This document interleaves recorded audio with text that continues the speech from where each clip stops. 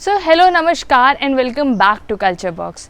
तो दोस्तों आज हम लोग आ गए हैं एक न्यू आर्टिसन के साथ जो कि है बाटिक पेंटिंग के मास्टर और साथ ही इनको नेशनल मेरिट सर्टिफिकेट अवार्ड और नेशनल अवार्ड भी मिल रखा है। तो चलिए आज हम बात करते हैं सुधीर फडनीस जी से और साथ ही हम जानते हैं इनकी लाइफ स्टोरी के बारे में। तो सबसे पहले सुधीर फडनीस जी नमस्कार। आपको भी नमस्कार और आपका बहुत बहुत स्वागत है कल्चर बॉक्स में। और साथ ही हम आपको थैंक यू करना चाहेंगे कि आपने अपना कीमती समय हमारे लिए निकाला और आप हमारे साथ हमारे व्यूअर्स के सामने आए हैं इस कल्चर बॉक्स टीम को बताने के लिए कि कैसे बाटिक पेंटिंग होता है। तो चलिए गाइस बिना किसी टाइम वेस्ट करे हम लोग आज बात करते हैं सुधीर जी के बारे में और साथ ही आपको दिखाते हैं कि ये बाटिक पेंटिंग ट्रेडिशनल तरीके से किस तरीके से बनाई जाती है।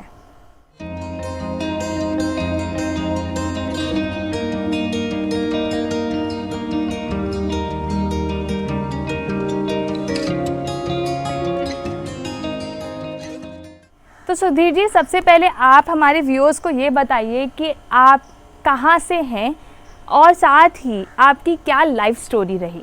सबसे पहला मेरा प्रणाम सबको और आपका कल्चरल बॉक्स में मेरा एक छोटी सी इंटरव्यू ले रहे बहुत खुशी हुआ और हम लोगों को आर्टिस्ट को आप लोग प्रमोट करते बहुत अच्छा लगता है। और मैंने एक्चुअली हम कर्नाटक का रहने वाले हैं। हाँ जी। और हम दिल्ली में रह के 25 साल के ऊपर हो गए और मेरा 2008 में नेशनल मेरिट अवार्ड मिला है और 2016 में नेशनल अवार्ड मिला है। और मेरा बाटिक पेंटिंग में मेरा इसलिए फेमस है, मेरा पेंटिंग शेडिंग्स वाला बाटिक पेंटिंग होता है और सब पेंटिंग 3 कलर में बनता है, लेकिन मेरा बाटिक कलर में स्पेशल वैरायटीज़ बहुत कलर्स मिलता है और इसके वजह से गवर्नमेंट वाले ने वो अच्छा काम करते सोच के करके उन्होंने ये अवार्ड दिया है। और मेरा पेंटिंग ज़्यादा अजंता येल्लोर ज़्यादा पेंटिंग मैं बनाता हूँ। उसमें इसलिए बनाता हूँ, अजंता येल्लोर का मतलब हमारा इंडियन का कल्चर, ये अजंता केव्स में 6 7 8 सेंचुरी में वो केव्स में पेंटिंग बनाया है बुद्धा का स्टोरी के ऊपर। हमारा ये पेंटिंग कहीं बाहर जाता है, हमारा इंडिया का एक आर्ट के बारे में भी एक पब्लिसिटी होता है और लोग यहाँ पे आके ख़रीदते भी हैं और लोग आने के लिए ये अच्छा मौका है, इसलिए हम ये बाटिक पेंटिंग करते हैं। और ये मेरा गुरुजी थे DH कुलकर्णी, वो भी नेशनल अवार्डी हैं और वो धारवाड़ में रहते थे कर्नाटक में। उनके पास हमने 3 साल ट्रेनिंग लिया। उसके बाद उन लोगों ने हमको खुद मार्केटिंग दिलवा के हमको एक मार्गदर्शन दिखा के उनका आशीर्वाद से हम आगे बढ़ रहे हैं।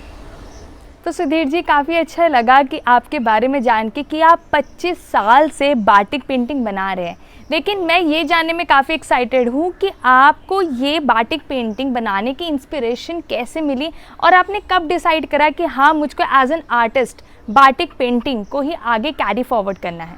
मुझे ये बाटिक इतना मतलब एक खेल जैसा होता है, अलग अलग कलर डिप करना, अलग अलग ये करना, उसमें इतना मज़ा आता है ना, इसके वजह से मुझे ये पेंटिंग बाटिक पेंटिंग चूज़ करने में अच्छा लगा और मुझे इतना इंटरेस्ट आ गया इसमें। और वो मेरा गुरुजी भी अजंता येल्लोर का ही पेंटिंग बनाते थे, मुझे आगे इसके ऐसा हो गया यही पेंटिंग हमने ये स्टार्ट करके मतलब इस टाइप का मुझे अजंता येल्लोर और मेरा गुरुजी कैसे क्या सिखा है उसी में मुझे आगे बढ़ना है। ये फाइनल मैंने कर दिया, मतलब हमारा इंडिया का एक बाहर जाएगा, आर्ट के बारे में पता चलेगा, ये मैंने सोच के इसी लाइन मैंने फाइनल कर दिया और मैं फुल टाइम ये आर्टिस्ट ये बाटिक पेंटिंग का ही काम करता हूँ। तो ये sir literally it's very inspiring कि आप लोग जो आर्टिस्ट हैं ये लोग इतना सीरियस लेते हैं इस आर्ट को एंड फाइनली आप इतने सुंदर सुंदर बाटिक पेंटिंग बना रहे हैं और उसको अभी तक आपने कंटिन्यू कर रखा है। And the best part is कि आपने इस बाटिक पेंटिंग के कल्चर को रिवाइव कर रखा है और आज जो हम पेंटिंग्स देख रहे हैं वो शायद आप ही जैसे आर्टिस्ट की बदौलत है। तो मैं ये पूछना चाहूँगी कि बाटिक पेंटिंग की हिस्ट्री क्या है, कहाँ से ये बाटिक पेंटिंग आया, आप अगर उसके बारे में कुछ हमारे व्यूअर्स के साथ शेयर करना चाहें। पेंटिंग इंडोनेशिया और फ्रांस से है ज़्यादा, उन लोग कपड़े में अलग अलग डिज़ाइन बनाते थे और ये इंडिया में आया। इंडिया में यहाँ पे बहुत लोग साड़ी, ड्रेस मटेरियल ऐसा ये बहुत लोग बनाते हैं। हमने सोचा ये साड़ी और ये मटेरियल इसमें से करने से ज़्यादा ये पेंटिंग लाइन में करना अच्छा है, और हमारा एक इंडियन कल्चर भी उसमें से यूज़ हो कर सकता है। इसलिए हमने सोच के बाटिक पेंटिंग ही हमने फाइनल करके इसमें पूरा इसी में हम काम करते हैं, पूरा पेंटिंग लाइन में। सो इट्स वेरी इंटरेस्टिंग कि ये बाटिक पेंटिंग वैसे ओरिजिनली इंडोनेशिया से आई है, ये तो मुझे भी नहीं पता था, मुझे अब जाके पता चला है। तो वो तो अपने इंडोनेशियन कल्चर को ध्यान में रख के बनाते होंगे, लेकिन आपने इस बाटिक पेंटिंग को लेके एक इंडियन कल्चर का जो टच दिया है, और जो कि मैंने देखा ये सारी पेंटिंग, इट्स फैबुलस। एंड इससे हमारा प्रॉपर दिखता है कि कैसे इन्होंने अपनी हर एक पेंटिंग में इंडियन कल्चर को शो करा गया है।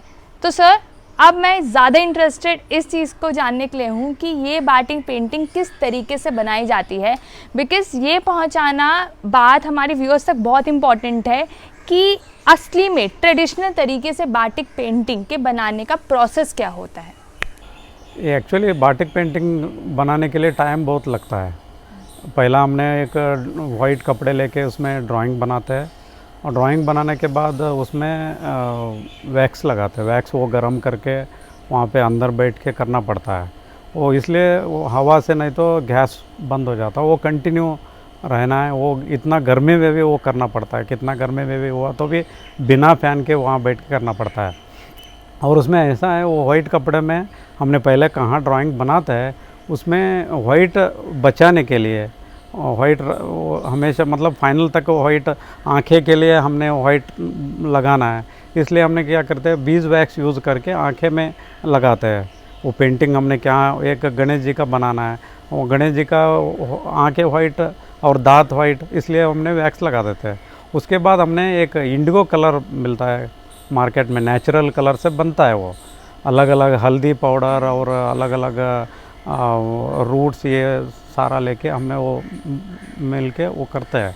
और केला का रस निकाल के, वो जूस बोलते हैं ना, केला का जूस निकाल के उसमें यूज़ करके हमने यूज़ करके बनाते हैं, मतलब वो कलर फिक्स हो जाता है। उसके बाद हमने क्या करते हैं, एसिड में डालते हैं। वो एसिड में डालने के बाद वो सारा कलर्स फिक्स हो जाता है। वो फिक्स होने के बाद, वो सूखने के बाद फिर हमने क्या करते हैं, आगे लेमन येलो कलर नहीं तो गोल्डन येलो कलर डिप करना है, ट्रे में करना पड़ता है। वो करने के लिए क्या करना पड़ता है, वो हमने पहला वो मोनोपल सोप लगा के उसके ऊपर बेस और सॉल्ट अलग लगा है, उसमें यूज़ करके हमने येलो कलर डाई करते हैं। डिप करने के बाद उसमें वो सूखने के बाद फिर दोबारा उसको वैक्स लगाते हैं येलो कलर बचाने के लिए। मतलब ये गणेश जी का एक धोती है, वो येलो कलर बचाना है। येलो कलर बचाने के लिए क्या करते हैं, हमने पूरा वो धोती के ऊपर वो येलो कलर डिप होने के बाद सूखते हैं ना, सूखने के बाद हम वैक्स लगाते हैं। मतलब उसके बाद रेड कलर होगा, वो रेड कलर उसमें नहीं जाएगा, अंदर नहीं घुसेगा, इसके वजह से वो हमको वो वैक्स लगाना पड़ता है। उसके बाद वो फिर दोबारा मोनोपल सोप लगा के रेड कलर में डिप करते हैं। रेड कलर, वो कलर सूखने के बाद फिर वैक्स लगाना पड़ता है। वैक्स इसलिए लगाना पड़ता है, उसके आगे ब्लैक होने वाला है, लेकिन बॉडी हमको रेड रखना है गणेश जी का। इसलिए हमने क्या करते हैं, कहाँ हमने वो रेड पूरा आ जाता है वहाँ पे येलो बच गया, और पहला वाइट बच गया, येलो बच गया, और रेड बचाने के लिए हमने बॉडी में पूरा फिर दोबारा पैराफिन वैक्स लगाते हैं। उसके बाद हमने क्या करते हैं, फिर दोबारा लेमन ये मोनोपल सोप लगा के उसके बाद ब्लैक कलर डाई करते हैं। ब्लैक कलर उसका आउटलाइंस कहीं कहीं आईब्रोज़ के लिए और उसका हेयर्स के लिए, हाँ, ये सारा उसमें और वो करने के लिए वो उधर मत वैक्स नहीं आता है। और ये ब्लैक कलर डाई होने के बाद उसमें क्या करते हैं, बॉईल करके पूरा हाथ से रगड़ के पैर से और गर्म पानी में हाथ डाल के निकाल के वैक्स निकालना पड़ता है। निकालने के बाद फिर वो सूखने के बाद प्रेस करने के बाद वो पेंटिंग रेडी हो जाता है। गणेश जी का पेंटिंग है। पहला हमने ड्राइंग किया इसमें कपड़े में, ये बॉम्बे डाइंग का हम कपड़े अच्छा क्वालिटी का यूज़ करते हैं, इसलिए पेंटिंग अच्छा वो टिकाऊ आने के लिए। और उसमें से हमने कलर यूज़ करते हैं ना, वो कभी फेड जल्दी नहीं हो पाएगा। और ये बीज वैक्स है, ये बीज वैक्स इसलिए लगाता है, दूसरा कलर उसमें से नहीं घुसेगा। ये हमने यहाँ पे एक्चुअली यहाँ पे आँखें हैं, आँखें में हमने वैक्स लगाया, इसलिए दूसरा कलर इसमें नहीं घुसेगा। ये बार बार ये हमेशा ये स्टोव कंटिन्यू चालू होना चाहिए, नहीं तो ये सूख गया तो वैक्स ब्रश में नहीं आएगा, और लेट हो गया तो ब्रश से यहाँ पे लगाने से वो वाइट नहीं आएगा। इसलिए संभाल के करना पड़ता है। एक बूंद कहीं भी बीच में गिर गया पेंटिंग ख़राब होता है, इसलिए बहुत संभाल के करना पड़ता है। ये हमको ये वाइट आउटलाइन चाहिए, इसलिए हमने ऐसा वैक्स लगाते हैं। इसके बाद मुझे इंडिगो कलर करना पड़ता है। वो इंडिगो कलर के लिए मैंने एक अलग सैम्पल पेज बना के रखा है। इसमें से हमने पूरा वैक्स लगाया है। ये वैक्स इसलिए ये लगाते हैं ना, ये वैक्स इसलिए लगाता है, ये वाइट इसका वाइट ब्लाउज रहेगा। ये इंडिगो कलर हमने कर दिया है। ये कलर बाद में हमने वैक्स लगा के ये करते हैं, इसमें बचा जाता है। बचाने के बाद इसमें येलो कलर डीप होता है। इस टाइप का ये प्रोसेशन है, अलग अलग टाइप का काम है।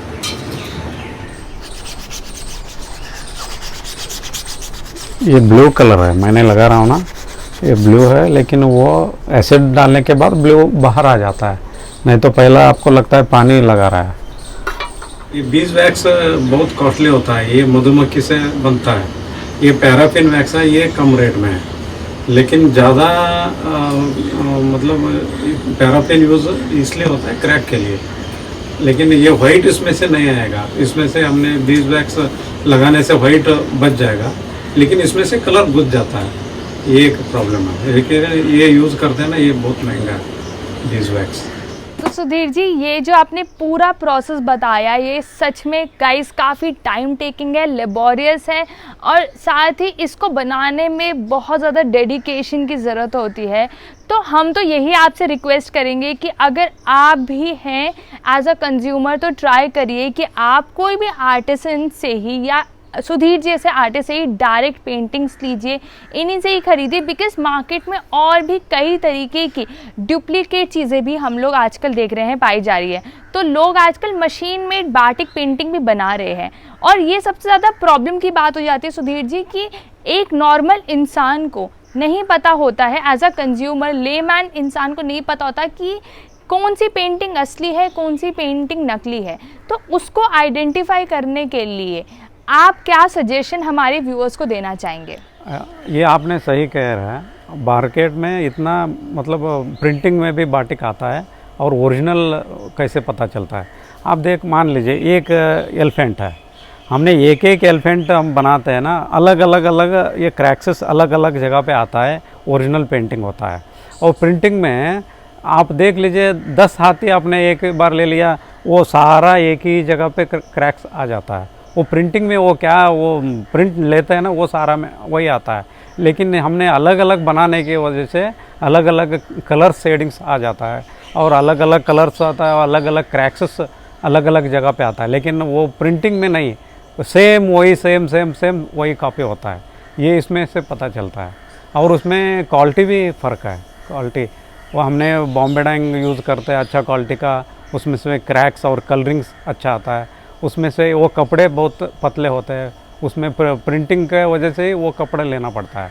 वो अच्छा कपड़े में वो प्रिंट उतना ठीक से नहीं आता है, ये इसमें से पता चलता है। तो अंकल जी, ये काफ़ी ज़्यादा इंसाइटफुल इन्फॉर्मेशन थे हमारे लिए, बिकॉज ताकि अगर हम कल को हम भी एज अ कंज्यूमर जाए तो हम लोग भी फूल ना बने, हमें भी कोई बेवकूफ़ ना बनाए कि भाई ये असली है ये नकली है। हमें पता होना चाहिए बाटिक पेंटिंग, तभी जो रियल कॉस्ट है वो डायरेक्ट आर्टिस्ट के पास ही जाएगी। ऑल्सो गाइस, अगर आपको अभी तक का हमारा व्लॉग पसंद आ रहा है तो ज़रूर सब्सक्राइब कर दीजिए, और अगर आपको अभी तक का बारे में आपको कुछ भी चीज़ पूछना है बाटिक पेंटिंग से रिलेटेड या कुछ सजेशन देना है तो आप कॉमेंट बॉक्स में भी हमें ज़रूर बताइए, हम आपके कॉमेंट का ज़रूर इंतज़ार करेंगे। तो चलिए अब हम नेक्स्ट क्वेश्चन की तरफ चलते हैं और पूछते हैं सुधीर जी से कि सुधीर जी, बाटिक पेंटिंग जो आपका सबसे ज़्यादा स्पेशलाइजेशन आपने मुझे बताया कि आप मोस्टली पेंटिंग्स बनाते हैं, लेकिन बाटिक पेंटिंग को और भी कई चीज़ों पे बनाई जा सकती है, तो आप वो ज़रा हमारे को बताएंगे या फिर आप हमें दिखा सकते हैं वो सारी चीज़ें? ये बाटिक पेंटिंग ऐसा है, कौन सा चीज़ में भी हमने मतलब कि कहीं पे यूज़ होता है उस टाइप कर सकता है, कपड़े में बना सकता है। और ये देखिए मेरा ये कुर्ता है, ये बाटिक का ही है। और इसी टाइप का अलग अलग लोग साड़ी और ड्रेस मटेरियल बनाते हैं, और बेडशीट्स और ये सारा बनाता है।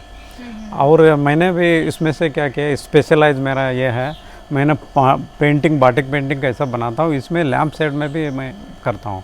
इसमें ये ऐसा मैंने वो एलिफेंट का एक सब्जेक्ट लिया है, इसी टाइप का मैंने एक अजंता पेंटिंग भी मैंने इसमें यूज़ करके किया है। अलग अलग है, ये कलर अलग है और इसमें कलर अलग अलग वैरायटीज़ कलर इसमें मिलता है। इसी टाइप का ये शेडिंग्स में आता है, ये बाटिक में ही नॉर्मल वाइट कपड़े लिया, उसमें पूरा वैक्स लगा के खाली क्रैक दिया, वो क्रैक्स वो पड़ता है ना, वही उसमें से कलर घुस जाता है। यही एक बाटिक तरीका ये है। और मेरा ये स्पेशलाइज एक है, ये मेरा सर्कल यूज़ करके मैं करता हूँ, मतलब मेरा पेंटिंग का स्टाइल ऐसा है। ये पूरा मैंने वो यूज़ करके, फॉर्म मेरा एक अलग फॉर्म है, ये यूज़ करके मतलब कहीं भी किस टाइप का भी बाटिक एक पता चल गया तो कहीं से भी यूज़ कर सकते हैं। लेकिन बाटिक लैम्प शेड का एक स्पेशल ऐसा है, ये वैक्स से बनाने की वजह से इसके से अंदर से लाइट छोड़ने से उसका लुक अलग आएगा, मतलब ये वैक्स के वजह से उसका लुक अच्छा दिखता है।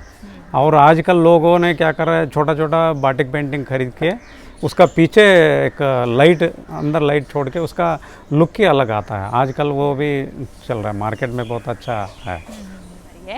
तो मुझको ये पूछना है कि जैसे कि बाटिक पेंटिंग आपने मुझे बताया था कि ये सारे के सारे नेचुरल डाइज ही होते हैं, तो इनके सस्टेन करने का कितना रहता है, और वॉश के बाद क्या ये बाटिक पेंटिंग का जो कलर है वो निकल जाता है? ऐसा है, हमने नेचुरल कलर यूज़ करते हैं ज़्यादा, तो कम से कम ये 20-25 साल तक तो कुछ नहीं होगा। लेकिन उसके बाद हमने वो कलर और एसिड, इसमें सॉल्ट ये सारा डालते हैं ना, कास्टिक सोडा, उसमें से थोड़ा धीरे धीरे छोटा छोटा छेद होने शुरू हो जाता है, लेकिन कलर कभी भी फेड नहीं होता है।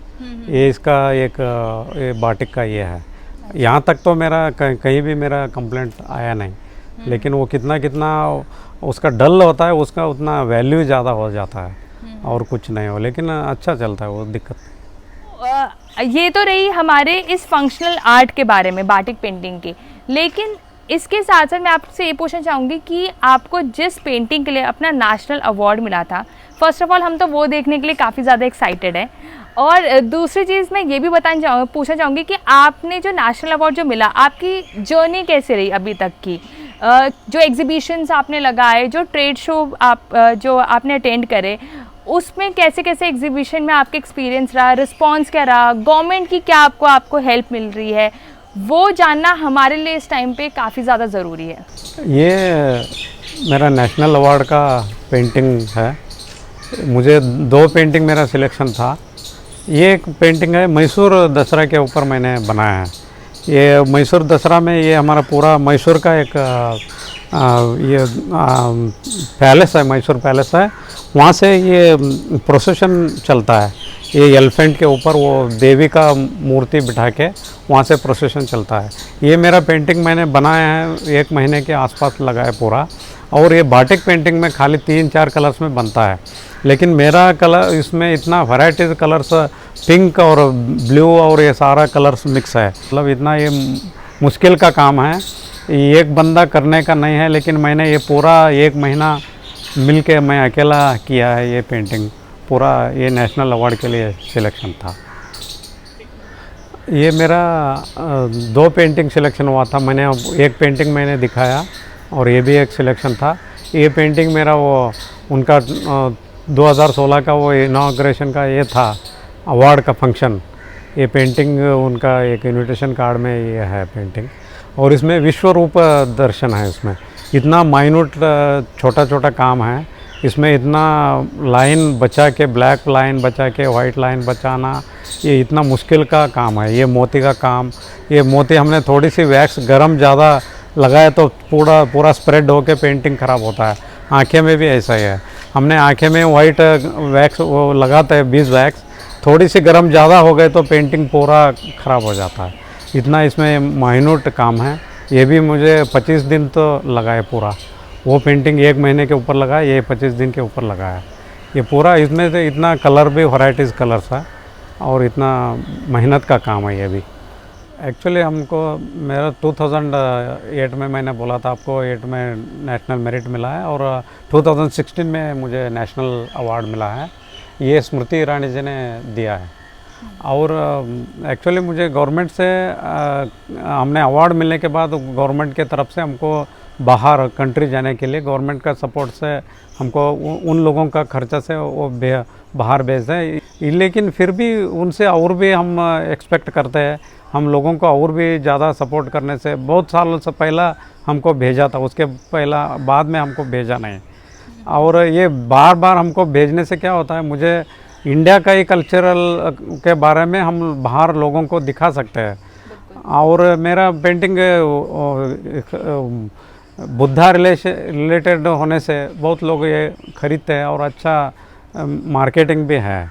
वैसे तो यहाँ पे सेंट्रल कॉटेज पर भी हमारा सप्लाई है, लेकिन यहाँ पे मार्केट अच्छा है, कोई दिक्कत नहीं है। लेकिन फिर भी हमको और भी सपोर्ट मिल गए तो और भी आगे बढ़ सकते हैं। और हम दूसरों को भी हम सिखा के, उन लोगों को भी एक मार्गदर्शन सिखा के दिखा के उन लोगों को भी हम आगे बढ़ा सकते हैं। तो सर आप किस टाइप की सपोर्ट आप एक्सपेक्ट कर रहे हैं गवर्नमेंट से? हमको ट्रेनिंग करने के लिए हमको पैसे दे, हम लोगों को सिखा सकते हैं और उन लोगों को भी हमारे जैसा भी जी सकते हैं। ये खाली नौकरी रहने से, ये पेंटिंग लाइन में आने से उनको ये आगे बढ़ने के लिए एक अच्छा मौका मिलता है। ये मेरा ये है। तो गाइस, जैसे कि अभी आपने सुना सुधीर जी से कि इनको कैसे कैसे नेशनल अवार्ड भी मिला है, इनके एग्जीबिशन का एक्सपीरियंस और गवर्नमेंट की क्या क्या सपोर्ट मिल रही है और ये क्या एक्सपेक्ट करते हैं गवर्नमेंट से। लेकिन हमेशा सिर्फ गवर्नमेंट ही रिस्पॉन्सिबल नहीं होते, बीइंग अ कंज्यूमर हम भी उतने रिस्पॉन्सिबल होते हैं कि हम अपने कल्चर को कितना ज़्यादा प्रमोट कर रहे हैं।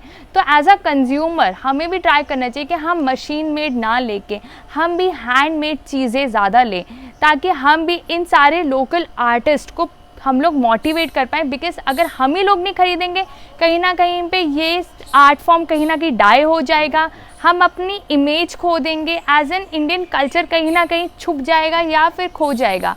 तो मैं तो यही रिक्वेस्ट करूंगी कि आप डायरेक्टली इन आर्टिस्ट के साथ कनेक्ट होएं।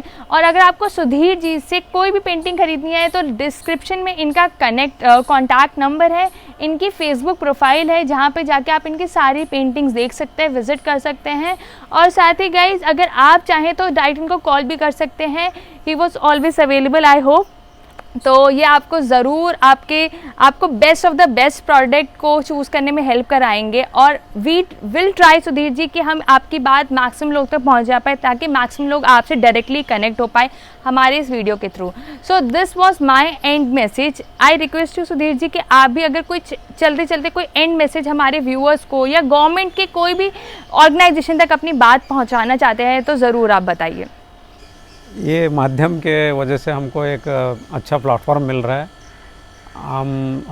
आप लोग हम लोगों को सपोर्ट दिया तो हम आगे और अच्छे अच्छे कलाकारों को हम तैयार करके भारत को एक हमने गिफ्ट कर सकते हैं। मतलब अच्छा आर्टिस्ट आगे बढ़ने से उन लोगों के लिए भी तकलीफ़ नहीं होगा जीने के लिए। ये एक मेरा एक ये है, लेकिन आप लोगों का सपोर्ट हमेशा हमारे साथ रहे। धन्यवाद। So this was Sudhir ji's end message और so this is it for this vlog guys, and I hope आपको सुधीर जी की लाइफ स्टोरी और इनकी हार्डशिप, इनकी बाटिक पेंटिंग और ये पूरा प्रोसेस काफ़ी अच्छे से पसंद आया होगा। आई अगेन रिपीट, अगर आपको सुधीर जी को कनेक्ट करना है तो आप लिंक डिस्क्रिप्शन में आप जाके उनसे डायरेक्टली कनेक्ट कर सकते हैं। साथ ही कैसे अगर आपने अभी तक हमारे चैनल को सब्सक्राइब नहीं किया है then do subscribe to our channel. और साथ ही आप हमारे को इंस्टा और फेसबुक पे भी आप हमें फॉलो कर सकते हैं, लिंक डिस्क्रिप्शन में है, यहाँ पे अभी फ्लैश भी हो रहा होगा। And guess we have one more channel little angels grooming kids, जहाँ पे हम kids education and kids counselling के बारे में हम लोगों को बताते हैं। तो आप उसे भी चैनल को जाइए, ज़रूर सपोर्ट करिए। We are always there for you. और हम लिटरली चाहते हैं कि मैक्सिमम सपोर्ट हमारा और हमारे को मिले, इस चैनल को मिले और साथ ही इन आर्टिसंस को मिले। और अब ट्राई करिए इस वीडियो को ज़्यादा से ज़्यादा शेयर करिए through your Facebook, WhatsApp, what ever be the channel, ताकि सुधीर जी की स्टोरी लोगों तक पहुँचे और मैक्सिमम लोग इनसे कनेक्ट हुए। तो अब हम इस व्लॉग को एंड कर रहे हैं। तब तक बाय बाय, बी सेफ। मिलते हैं जल्द ही नेक्स्ट व्लॉग में एक नए आर्टिसंस के साथ, एक नई स्टोरी लेके और एक नए जगह पर। धन्यवाद।